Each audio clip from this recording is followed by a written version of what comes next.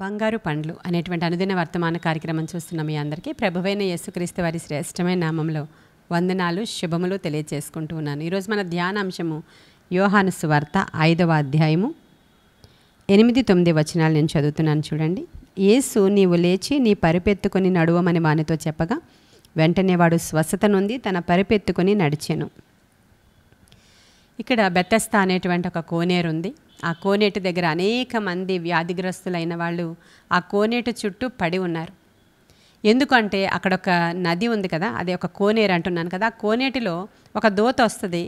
దూత వచ్చినప్పుడు ఆ నదిలోనికి ఆ దూత వచ్చి నీళ్లు కదిలించిన వెంటనే ఏ రోగి అయితే దాంట్లోకి దిగుతాడో వాడు స్వస్థపరచబడతాడు. అలా అనేక మంది రోగులు ఆ బెతెస్దా కోనేటి చుట్టూ పడి ఉన్నారు. ఒక్కొక్కడు ఆ దూత కదిలించుట చూసినప్పుడు ఎవరైతే ముందుగా దిగుతున్నారో వాళ్ళు స్వస్థపరచబడుతున్నారు. కుంటివాళ్ళు, గుడ్డివాళ్ళు, నడ్డివాళ్ళు, ఇంకా ఎవరెవరో వ్యాధిగ్రస్తులు అందరూ ఉన్నారు. అయితే ఇక్కడ ఒక వ్యాధిగ్రస్తుడు ఉన్నాడు. 38 సంవత్సరాల నుంచి అదే కోనేటి దగ్గర ఉన్నాడు.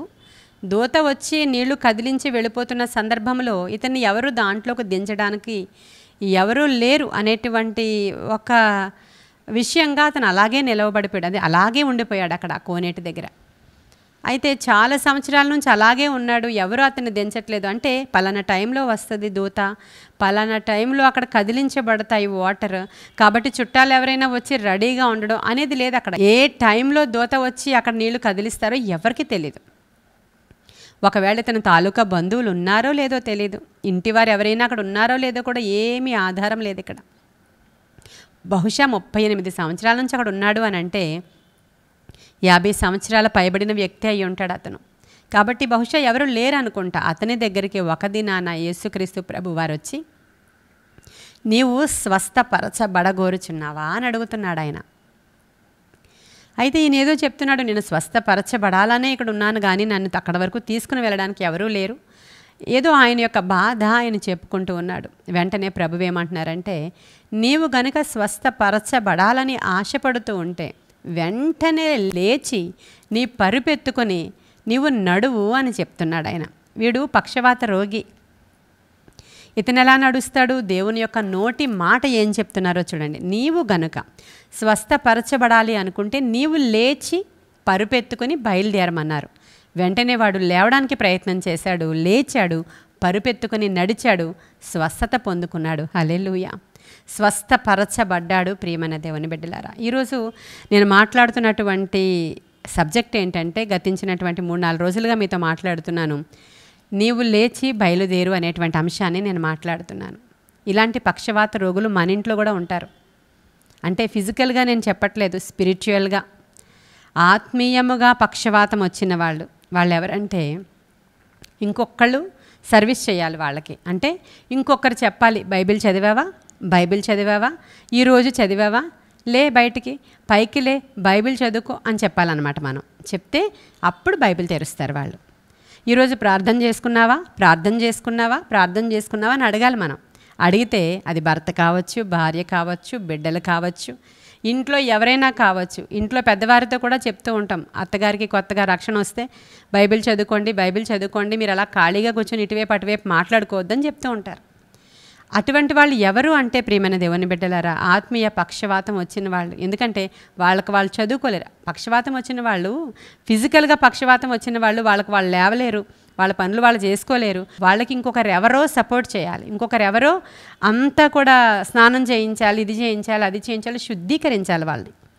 అలాగే ఆత్మీయ పక్షవాతం వచ్చిన వాళ్ళు ఎలా ఉంటారంటే, వాళ్ళకి ఇంకోళ్ళు చెప్పాలి ప్రార్థన చేయమని, ఇంకొకరు చదవాలి, లేదంటే ఇంకొకరు ప్రార్థించమని చెప్పాలి. అన్నీ ఇంకొకరు చేస్తే వాళ్ళు అమ్మయ్య ప్రార్థన చేస్తావు కదా, నా గురించి ప్రార్థన చేయి అని చెప్పేసి వెళ్ళిపోతారు. కాబట్టి ఈరోజు నీవెలా ఉన్నావు? ఒకప్పుడు నువ్వు ప్రార్థన చేసేవాడివే, ప్రార్థన చేసేదానివే. ఒకప్పుడు నీకెవరు చెప్పాల్సిన అవసరం లేదు. మందిరానికి రండి, శుక్రవారం ప్రార్థన, మంగళవారం ప్రార్థన, ఈరోజు ఆదివారం ప్రార్థన, రండి అని ఎవరు చెప్పాల్సిన అవసరం లేకుండా వెళ్ళేవాళ్ళు.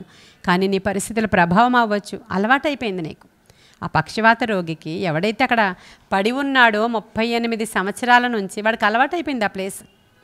అదే చింపిగుడ్డలు, అదే మురికి వాసన, అదే పాత పరుపు, అదే పాత జీవితం, అదే రోత జీవితం అలవాటైపోయింది. అలా అనేక మందికి భక్తిహీనత అలవాటైపోయింది ప్రియమైన దేవుని బిడ్డలారా. అందుకే ప్రభువు ఈరోజు మాట్లాడుతున్నారు, నీవు లేచి నీ పరుపెత్తుకొని పద ముందుకి. నీవు లేచినప్పుడు దేవుడు ఏం చేస్తాడో తెలుసా? మీ ఇంట్లోనికి స్వస్థత పంపిస్తాడు. హల్లెలూయా. నీ వంటిలోనికి స్వస్థత పంపిస్తాడు, నీ ఆత్మలోనికి స్వస్థత పంపిస్తాడు. ఇక్కడ జరిగింది అదే. ప్రభువేమీ చేయలేదు అక్కడ, నోటి మాటతో చెప్పారు నీవు లేచి బయలుదేరు అని. ఈరోజు నీతో కూడా మాట్లాడుతున్నారు, పాతదంతా విడిచిపెట్టమ్మా, నీవు లేచి బయలుదేరు, మరలా వాక్య ధ్యానం చేయి, మరలా ప్రార్థన చేయి, మరలా నీ బలిపీఠం బాగు చేసుకో, మరలా పాటలతో నీ ఆత్మను నింపుకో, మరలా దేవుని మందిరంలోనికి ఎవరు చెప్పకుండానే వెళ్ళు, సమయాలు గ్రహించి దేవుని మందిరంలోనికి వెళ్ళు. ఆదివారం ఆరాధన నిర్లక్ష్యం చేయొద్దు, యూట్యూబ్లో చూసేసి ఇంట్లో పడుకోవద్దు. నీవు దేవుని మందిరానికి లేచి వెళ్ళు, ప్రార్థనలకు లేచి వెళ్ళు. లేచి వెళితే ఏం జరుగుతుంది? పక్షవాత రోగి బాగుపడ్డాడు. అసలు పరిస్థితులు ఆ రోజు స్వస్థత జరిగేది కాదు, ఆ రోజు విశ్రాంతి దినం, అసలు జరగదు. కానీ దేవుని యొక్క కృప అతన్ని ఆవరించింది. ఎలాగనో అసలు ఇంపాసిబుల్, అసలు జరగవు, కార్యాలు చాలా జటిలంగా ఉన్నాయి అనే సమస్యలు కూడా దేవుడు అద్భుత రీతిగా బాగు చేస్తాడు. ఎప్పుడంటే నీవు లేచి బయలుదేరినప్పుడు. మరలా చెత్తంతా దులిపి వేసుకోనేవు, ఆ రోత జీవితం అంతా దులిపి వేసుకో, పక్షవాతం అంతా కూడా స్వస్థపరచబడు. నీవు ఈరోజు నీవుగా నీ బైబిల్ని తీసి వేకువనే లేచి ప్రార్థన చేసుకోవడం, వేకువనే లేచి దేవుణ్ణి స్తుతించుకోవడం, లేదంటే సాయంకాల సమయంలో అది ప్రార్థనా సమయం అనబడుతుంది, ఒకవేళ అది ధ్యాన సమయం అనబడుతుంది. ఆ సమయంలో లేచి ధ్యానం చేసుకో, ఒక చోట కూర్చో. ఒకవేళ నీకు ఇంట్లో వీలుగా లేకపోతే, ఇంట్లో అంతా పరిస్థితులు అస్తవ్యస్తంగా ఉంటాయి ఒకవేళ మీ ఇంట్లో అనుకుంటే, నీవు ఏ కుర్చీలో కూర్చున్నావో, నువ్వు ఏ సోఫాలో కూర్చున్నావో అక్కడే కూర్చొని కాసేపు కనులు మూసుకుని దేవునితో మౌనముగా స్తుతించుకో. అదొక ధ్యాన సమయం కింద పెట్టుకో.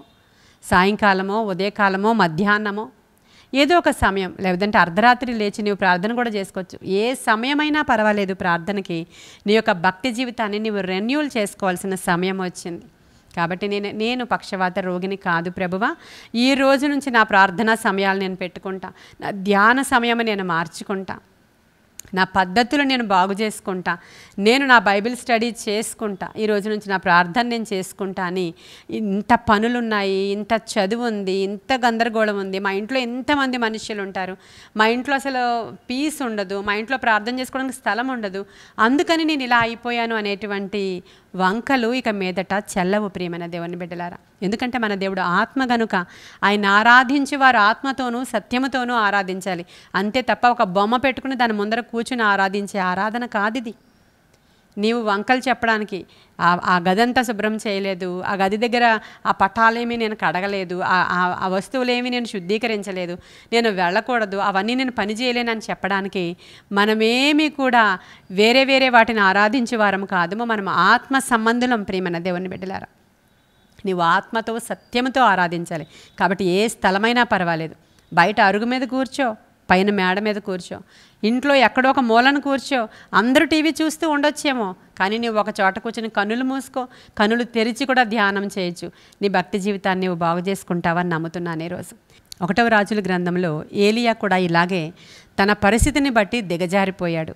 తన పరిస్థితిని బట్టి ఒక చోట కూర్చొని ఆయన చాలా మదన పడిపోతూ ఉన్నాడు. తన భక్తి జీవితం ఏమైపోయిందో, తన పౌరుషం ఏమైపోయిందో అన్నీ విడిచిపెట్టి పడుకొని ఉన్నాడు అతను. అప్పుడు దూత వచ్చి చెప్తున్నాడు ఏమనంటే, ఏలియా నీవు అలా పడుకుంటే అవ్వదు, ఏలియా నీవు అలా కృంగిపోతే అవ్వదు, అలా భయపడిపోతే అవ్వదు, అలా మరణాపేక్షతో ఎందుకు వచ్చిన బ్రతుకు, చచ్చిపోతే బాగుండు, అలా ఉండడానికి వీలవ్వదు. నీవు లేచి ఇదిగో ఈ యొక్క బుడ్డిలో నీరు తాగి ఈ అప్పము తిని బయలుదేరు అనేటువంటి మాటను మాట్లాడుతున్నాడు. ఎందుకంటే నీ ముందర చాలా దీర్ఘ ప్రయాణం ఉందయ్యా, బలమైన ప్రయాణం ఉంది. కాబట్టి నీవు లేచి నీ నడుముని బలపరుచుకోవాలి, ఈ ఆహారాన్ని తీసుకోవాలి, అప్పుడు నీ ముందర ఉన్నటువంటి ప్రయాణం సఫలమవుతుంది అని దూత మాట్లాడినట్లుగా ఈరోజు అదే దూత మీతో మాట్లాడుతూ ఉన్నారు. మీరు కూడా మీ ప్రయాణం సఫలం అవ్వాలంటే ఆ యొక్క యెజబెలు తరిమేస్తుంది, ఇంత థ్రెట్ మాకుంది, అప్పుల వాళ్ళు తరిమేస్తున్నారు, వ్యాధి, ఇంట్లో గొడవలు, ఈ అప్పుల ఊబి ఇవన్నీ ఉంటాయి. వాటన్నిటినీ పట్టించుకోకు. నువ్వు దేవుని యొక్క నీతి వైపు, రాజ్యం వైపు చూసినప్పుడు నువ్వు దేవుని కొరకు ఒక కార్యం చేయడానికి దేవుడు వాటన్నిటినీ కూడా ఖచ్చితంగా ఆగిపోమ్మని ఆజ్ఞాపిస్తాడు, నోరు మొయ్యమని ఆజ్ఞాపిస్తాడు. అవన్నీ కామ్ డౌన్ అయిపోతాయి. బెతెస్దా కోనేటి దగ్గర ఎవరైతే ఒక వ్యాధిగ్రస్తుడిని దేవుడు స్వస్థపరిచాడో, అలాగే ఈరోజు నీ ఇంట్లోనూ కూడా మంచి స్వస్థత దిగి వస్తుంది ఎప్పుడైతే నువ్వు లేచి బయలుదేరతావో. ఒక నిర్ణయం నువ్వు తీసుకుంటే దేవుడు నీ కొరకు ఒక నిర్ణయం తీసుకుంటాడు. స్వస్థత నెమ్మదిగా గృహమంతా ఆవరిస్తుంది. నీ ఒక్కదాని వల్ల ఒకవేళ గృహంలో అంత చీకటి ఉందేమో, నీ ఒక్కని వల్ల, నీ ప్రార్థన లేమి వల్ల, ఒక్క యోనా తప్పు చేస్తే వాడంతటికీ కూడా తుఫాను ఎఫెక్ట్ ఎలా వచ్చిందో, నీ భక్తిహీనత ద్వారా నీ ఇంటికి ఒకవేళ ఎఫెక్ట్ వచ్చిందేమో, నువ్వు రెక్టిఫై చేసుకుని ఈరోజు లేచి బయలుదేరితే ఆ ప్రతి పరిస్థితిని దేవుడు చక్కపరుస్తాడు. గాలి తుఫానుని గద్దిస్తాడు ఆయన. అస్తవ్యస్త పరిస్థితులన్నీ బయటికి పారిపోతాయి. కాబట్టి మీ భక్తిని మరలా మీరు నూతన పరుచుకోవాలని, ఆ పాత పరుపుని పారవేసి దిగ్గున లేచి మరలా నీ భక్తి జీవితాన్ని బాగు చేసుకోవాలని నేను ఆశపడుతున్నాను. ఉదయకాల సమయంలో కొన్ని మాటలు దేవుడు మన వెనుకడిలో దీవించిన గాక. ఆమేన్. ప్రార్థన చేసుకుందాం. మహాపరిశుద్ధుడవైన తండ్రి, మహోన్నతుడవైన దేవా, నీకు వందనాలు. బిడ్డలు ఎవరెవరైతే ఈ వాక్యాన్ని వింటున్నారో, ఈ వాక్యం వినిన వారందరూ వారి భక్తి జీవితంలో మరలా క్రొత్తదనాన్ని తెచ్చుకోవడానికి సహాయం చేయండి. పాతది రోతది విసిరివేసి ముందుకు కొనసాగడానికి సహాయం చేయండి. ఆ బాధ్యతలు, బరువులు, బంధకాలు వాటన్నిటి నుంచి బయటికి రావడానికి సహాయం చేయండి. భయంకరమైనటువంటి థ్రెట్స్ అన్నీ కూడా యేసునామంలో బయటికి పారిపోవును గాక. తొందర పెడుతున్న సమస్యలు నజరుడని యేసునామంలో వారి గృహాలను విడిచి బయటికి పారిపోవును గాక. ఈరోజు ప్రభు వచ్చి నీవు స్వస్థపరచబడగోరుచున్నావని వారిని అడిగినట్లే ఆ పరిస్థితులను బాగు చేయడానికి నీవు వెళ్ళి ఉన్నావు ప్రభువా. నీవు ముట్టి ఆ పరిస్థితులను బాగు చేయమని, ఆత్మకార్యాలు జరిగించమని, మనోవేదనతో ఉన్న ప్రతి వారిని ముట్టి దర్శించండి దేవా. మనోవిచారాన్ని యేసునామంలో కొట్టివేయండి ప్రభువా. ప్రతి కిడు నుంచి విడిపించండి తండ్రి. ఆత్మకార్యాలు జరిగించి ఆ గృహాలను విడిపించమని యేసయ్య శ్రేష్ఠ నామంలో అడుగుచున్నాము తండ్రి. ఆమేన్. ఆమేన్. God bless you.